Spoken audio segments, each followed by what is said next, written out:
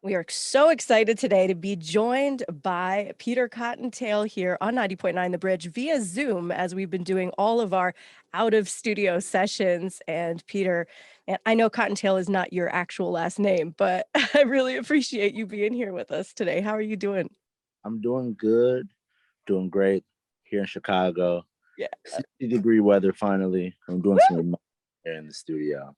Right. So you did say before we started the interview that if we start to hear crazy noises, it's because there's some construction going on in there. Exactly. So excuse the dust for whoever books here and excuse the noise for anybody listening right now.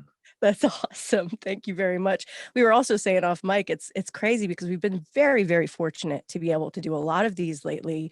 I think even more so than, in regular times, just because in regular times you're a bit dependent on who's coming through town for live music, though we do miss live music. And now the world is available, and so we've been talking to a lot of people like it's on a Wednesday, then we're talking to people on Thursday, in Australia or whatever. So it's nice. I feel like you're kind of like our neighbor, like in Chicago. You're just like right next door. Yeah, definitely so happy to be a neighbor right next door, to be in the same hemisphere. Right. That's got to be good to be talking to somebody who has the same sleep schedule as you. There we go, right? Yeah. All right, so if you are just now tuning in again, we are joined by Peter CottonTale. You may be familiar with his music. If you are a Bridge listener, we've been playing songs like Pray for Real and Together. He's also, he's got his brand new album, Catch Out. He also accompanies Chance the Rapper in The Social Experiment, plays keyboards in Mathian. But you've also worked with people all over the place, from Francis and the Lights to SZA to Lil Wayne, Mark Ronson, Jamila Woods, Skrillex is in that resume. I mean, and you are a producer, and I know this may seem like a silly way to start off an interview, but ever since I saw the singles come out from Catch, I have been curious, like, who I I know it's the album art, but, like, did you paint that? Who painted? Who's responsible for it? I'm serious. So that's actually a really good story. I'm glad you asked, Sarah. Please, yeah. So a year ago, I dropped Catch during COVID. A lot of stuff was going on. Did well, but the artwork was done by a friend of mine named Brandon Bro. Brandon Bro, just to go back to our full history, when I was young, on the south side of Chicago, I was learning how to break dance, and he was one of the instructors in the class. You fast forward to now, if you look up Brandon Bro, you'll see such things in his accomplishments as Chance the Rapper's 10-Day album cover, Chance the Rapper's Acid Rap album cover. So he's been doing a lot of work in the city. And our idea was to take inspiration from church paintings that you would see, mostly kind of oil and kind of acrylic, and kind of form that. Those are my real feet. So he took a picture and kind of made a painting out of it. That's awesome. I was curious. I really was. That's interesting that you say that because it did, I love art and I love paintings, and it really did put me in mind of a Renaissance type feeling, like stained glass, even though it's not, I mean, it's just a painting, but it did evoke that kind of religious imagery. And so that's Yeah. interesting. It's also funny because a lot of my friends, they get on me, and they make fun of me because I put my feet on an album cover. But it's symbolism. There You is, know, yeah, if, absolutely. if anybody reads the Bible, if anybody gets in the story of Jesus washing feet, go Yeah. ahead, check that out. As well as, if you get in the story of Peter trying to walk on the water, which is kind of my story of stepping out as an album and things like that. Peter was a disciple in the Bible where Jesus kind of built his foundation on top of Peter's boat. Peter had a boat, and Jesus taught a church sermon before there was a physical building. And one day there was a storm, and Jesus got on the out on the water and walked, and Peter tried to follow him, and he started to sink, but Jesus caught him. So it's kind of like a whole kind of culmination of those things. That's beautiful, man. And it does come across. And you brought that up, and I've read some other stuff before with you talking about Catch, and even the track titles. It's not a religious album, though. You've been known to say that it's more than anything about spirituality. Can you delve into that a little bit? Religion, it's a practice or tradition and things like that. And this is a big testament to what I believe in. And sorry about that. Oh, It's a you big testament to what I kind of believe in, what I was raised on. Kind of growing up, my mom went to church, and my family is very much in church. And as a Black kid from the South Side, there's a lot of people like me that was very deep into church culture. I went to church with my friends outside of my parents. I played in the church, especially in Chicago, where you have a lot of musicians out of the city. A lot of the culture, if you were a musician, was to kind of play, grow up, learn some music, and figure out what church you can kind of play in. So this kind of is a reflection of how I've been influenced by God and his, him showing me things and his walk with me, and being a certain person from the South Side that has a certain perspective of things, but always seems to go back and like derives from God and a place of believing in Jesus, and believing in Christianity and things, and kind of spreading how that relates to me, and kind of what I've learned from the Word, honestly. And when you think about it, there's been a lot of tracks or a lot of albums or a lot of singles that kind of like are in the same vein. If you go all the way back to Jesus Walks by Kanye, if you go to Blessings by Kendrick, if you go to God's Plan, like that was one of Drake's, or one of maybe Drake's recently most successful song, God's Plan, and a lot of people believe in a lot of things. So I just made a whole album that kind of culminated that. Kanye said it best. He was like, if I talk about God, what was the lyric from College Dropout? He said, lies, gun, sex, video, tape. But if I talk about God, my record won't get played. And it's so funny because Jesus Walks did so well and God's Plan does so well. So who's telling him that? right. And it's kind of a testament to how times are kind of changing too. Yeah, well, there we go, man. I want to kind of go back a little bit to the idea of art because I just saw that you were judging the Google Doodle, this thing that just happened, right?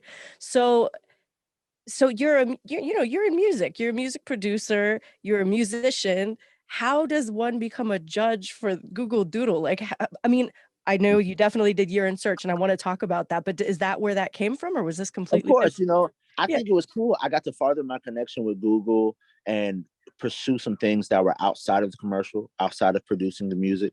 That whole process was amazing. Working backwards, they contacted me, and when we finished up, actually, I worked on maybe 2 or 3 more projects that had some of the same editors from the Google project. So it was good to kind of still be in the workforce and the arena for that.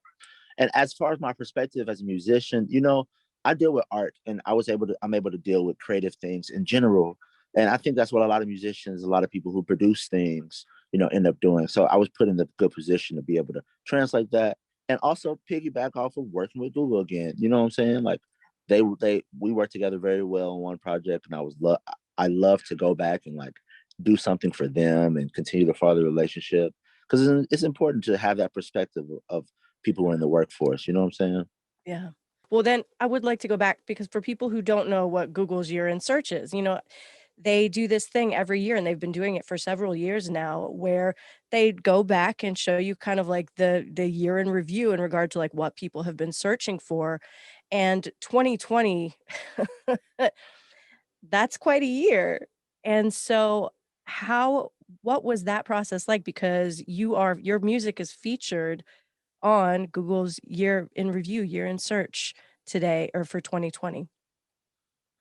Even saying the words 2020, you can feel the pressure behind that year.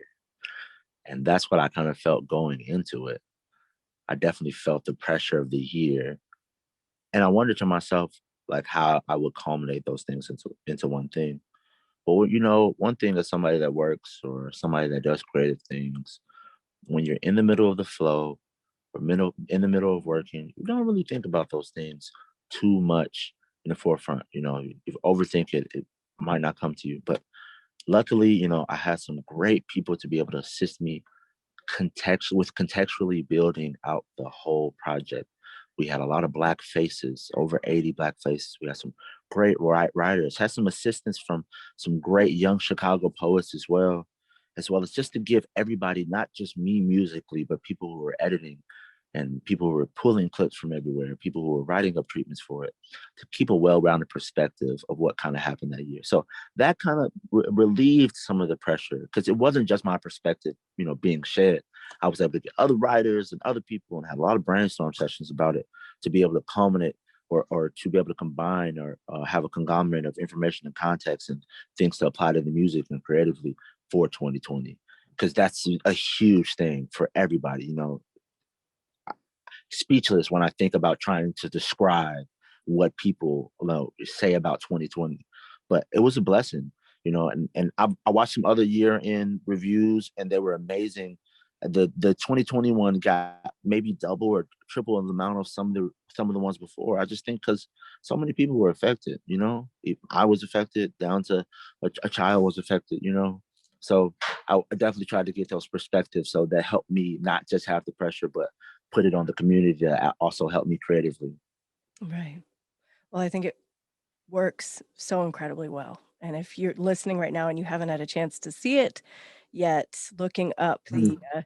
2020 year in search from Google, you're going to hear Peter CottonTale in the background, and it's pretty spectacular. If anybody's listening and loves the music and really loves how that makes them feel, go check out some other songs like Optimistic by Sounds of Blackness. That goes all the way back. I'm from Chicago, so I love kind of like how he feels. So, you know, get in your vibes, man. You know, go listen to some joints that want to bring some people together. And thank you for listening to whoever's listening. You know, I love this because every almost every single time your voice starts to come over the microphone, every time you open your mouth, at some point Chicago, the word Chicago cross your lips. And so I'm like, you have a lot of loyalty to your hometown, yeah. I can't help it. It raised me, really taught me. And you know, I'm not just saying like, oh my gosh, Chicago, Chicago, Chicago, but I've been blessed to go everywhere in the world. Right. I've got a couple places I got to scratch off my list, but there's no place like Chicago. Zero places financially, zero places geographically, zero places as far as the workforce, zero places creatively. We got it. And we got so much of it. The soil is so rich. I could just talk about it all day. But hey, shout out to KC though. Hey, Shout out to thank everybody in you. KC. Everybody, if you got time, come visit Chicago. Maybe bring some people back to KC with you. So We do, that's what we do. I mean, we go to Chicago, like, I speaking for myself and all my friends, that's one of our destinations, man. If you're gonna go somewhere, it takes 8 hours, you can go to right. Chicago, and it has so much to offer, it's amazing. So, I 100% understand where you're coming from, but, you know, you do have this in addition to having this love for Chicago that kind of permeates everything you do, you also have this positivity, and you've said before, like, you don't want people to follow you necessarily in regard to, like, emulate you, like, you're not trying to be a role model per se, but you do wanna serve as an influence for people to do good, and, like, if you go and look at your social accounts, like your Instagram, or you're constantly, like, putting things out there, asking people, like, what they've done to make the world a better place, and Yeah. I mean, does that happen naturally? Like, what I mean, as somebody who believes in God, like a lot of the Bible teaches you how to fellowship and the importance of fellowshipping with people to kind of like spread information and spread kind of like what you're doing. I think a lot of me personally, just to be vulnerable, I see a lot of leaders and a lot of people give advice, a lot of people delegate, a lot of people tell people what to do. The best way that I can ever tell somebody is to say, hey, I did this and this is what worked for me. You know, so a lot of times I post on the internet my own personal notes from sermons on Sundays, my own personal, like, I went through this, but here's what happened. I took an L, took a W, I still got love, you know? So just kind of those things that make me not the person that they look at, but the actions, where it's coming from, and leading them to the source. You know what I'm saying? you said you grew up in churches, and that's where the music came from. Did you always wanna be a musician? Was this something that just has always been in your soul and your blood, in the way that you wanted to interact with the world? I think at one time I wanted to be a ninja when I was a kid, maybe like a scientist. Why didn't that work out? You know, I don't know. Actually, I was in karate or taekwondo for I don't know how many years. I'm surprised how that didn't work out. But I think this is where, at the end of the day, I can give you a story. But I think this is where God led me. You know, I didn't play a lot of sports, things like that. I have some abilities in other places, and I love creativity. But I just always end up here, and I think this is maybe my most effective role. And I think God puts you in a lot of different places, but this is where I'm at right now. I produce things. I've come to terms that I produce things, ideas that manifest. I produce them from audio and kind of bleeding over into visual too and live as well. So, it's a blessing. Well, so was it that just a natural transition then to studio ownership? Like, how does one decide that they want to start a studio? That's a good question, actually, because that came more so from my personal, like being Black in Chicago, Black people in Chicago, the South Side, redlining, things that don't provide like materials to people who live in those places. I really wanted to provide access. I really wish that my studio was on the South Side of Chicago and then I had a community. But right now I'm up north, kind of in Logan Square, kind of Hispanic kind of neighborhood, Latinx kind of neighborhood, and just trying to create opportunities for people who want to record, who have the ambition. Like when I was younger, I wish I had a studio, yo. If I was younger and I was 16 and had a studio, like I feel like there would have been a crazy amounts of music.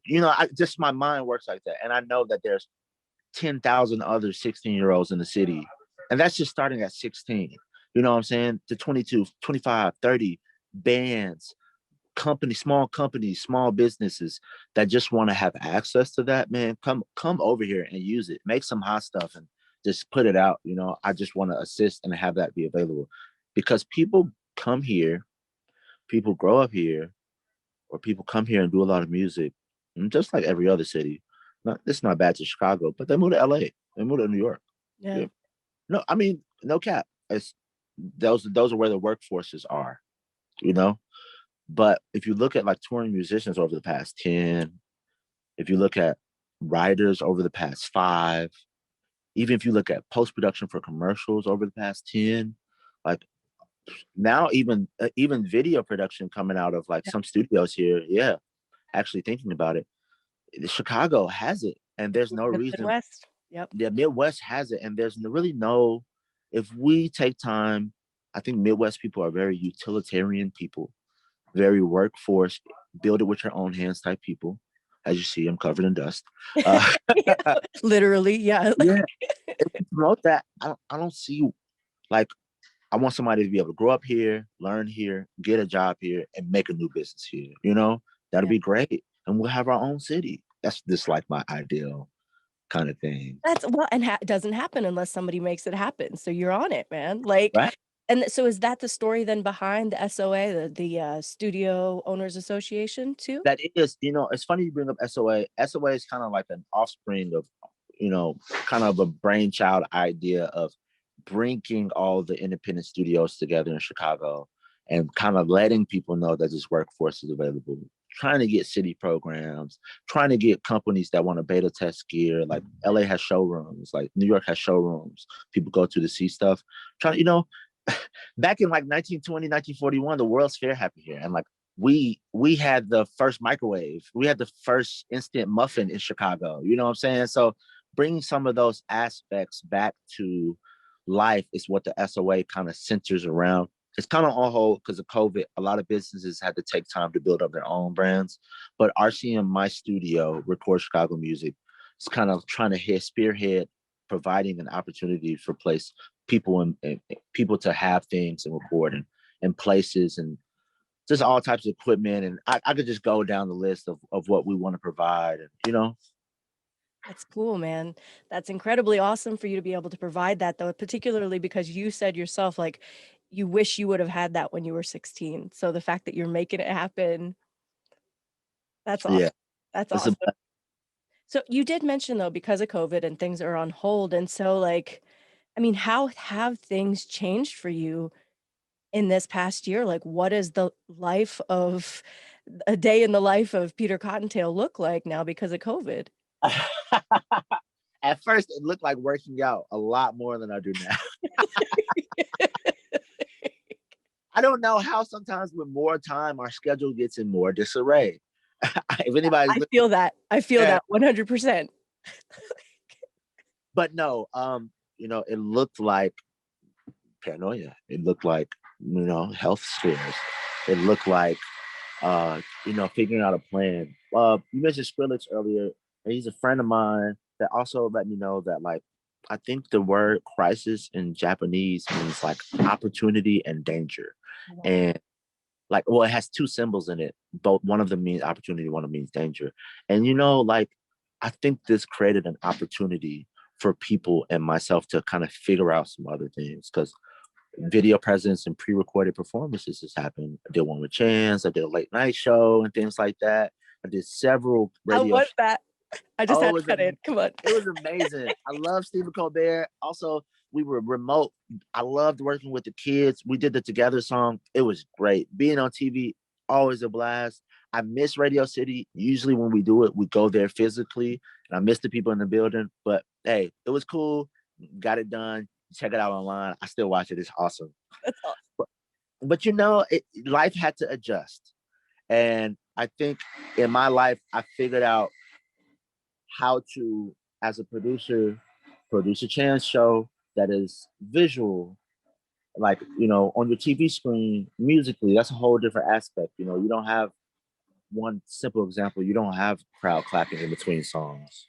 You know what I'm saying? So those are just more performances and pieces and things that you have to think of. So that's just an example of the groundwork, but it's just creating more opportunity for more creativity, whether it's crypto or cryptocurrency and NFTs, to figuring out how to pre-record a performance or doing it live on IG. There's that positivity again. That's one of the telltale marks of the music put out by Peter CottonTale. It's that uplifting nature, that positivity. If you're not already familiar, so worth checking out his latest album, Catch. Very awesome and very worth listening to. And we cannot thank you enough, Peter, for taking the time, joining us today, telling us a little bit about your life, getting to see a snapshot into the life of Peter CottonTale. I appreciate that. It was always nice talking to you. Casey, I love you guys. The Bridge, thank you. Appreciate you. Got some crazy stuff coming in April to commemorate the 1-year anniversary of Catch. We're still celebrating because, COVID, delays rollouts and things like that. And it gives us an opportunity to enjoy things even longer, even more. So be on the lookout for that. And I appreciate your time. Truth, we appreciate yours. Peter CottonTale on 90.9 The Bridge.